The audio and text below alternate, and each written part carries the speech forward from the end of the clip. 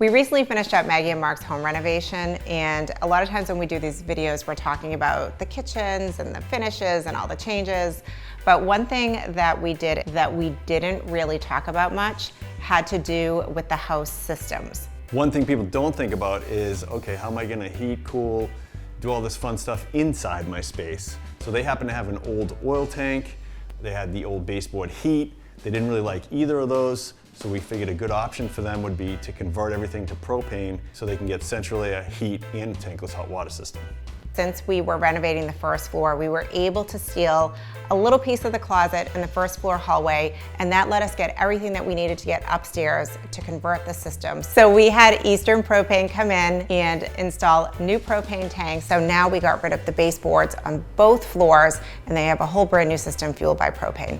Converting the heating system from oil to propane was a pretty big deal because not only did we have to get rid of the baseboard, but we had to add all new ductwork for the whole house in order to make it work. It's ductwork, not ductwork.